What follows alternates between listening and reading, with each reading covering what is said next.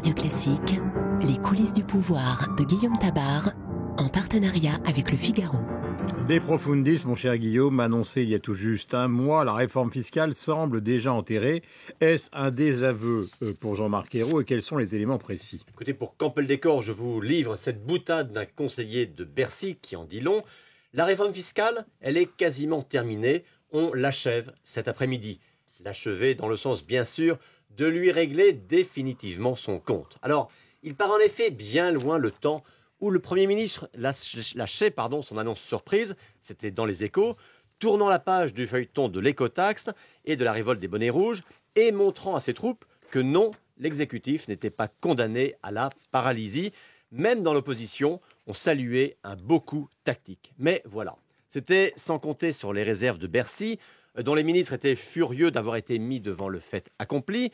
C'était compté sans le scepticisme des Français, qui sentaient le tour de passe-passe et qui réclament non pas une réforme, mais une baisse des impôts.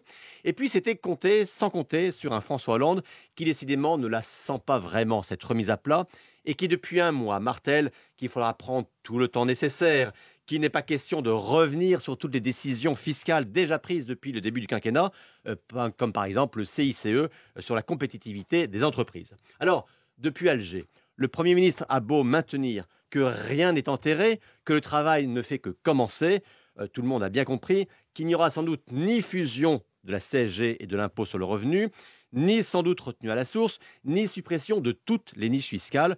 Le grand soir fiscal n'est donc pas pour demain. Alors oui, c'est un désaveu pour Jean-Marc Ayrault, d'autant que ses ministres, Laurent Fabius en tête par exemple, ils vont maintenant de leur couplet pour expliquer ce qu'il fallait faire ou ce qu'il faudrait faire. Comment Jean-Marc Ayrault a-t-il réussi à transformer en revers ce qui était au départ une opération visant à lui redonner de l'air à Matignon? Alors d'une part, bien qu'il s'en défende, le Premier ministre a insuffisamment bordé son annonce avec le président de la République. Donc, en dépit de tous les démentis, il y a bel et bien une impression de désaccord entre l'Élysée et Matignon sur le sujet, et ça, c'est la mort d'une réforme. Ensuite, était-ce par volonté d'incarner seul le sujet, il a marginalisé, humilié même ses ministres de Bercy, ce qui fait que le gouvernement maintenant ressemble à une longue liste de ministres qui critiquent, voire qui méprisent Jean-Marc Ayrault.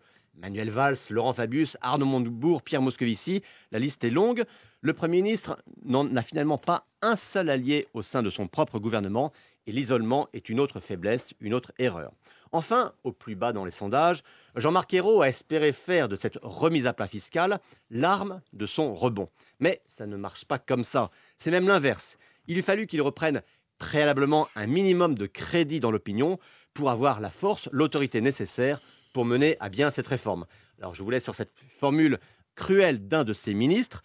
Ayrault avait une entorse, il a cru la guérir en courant un 100 mètres, il ne pouvait que se faire plus mal encore. Et c'est un marathonien qui vous parle, Guillaume Tabar. Merci Guillaume.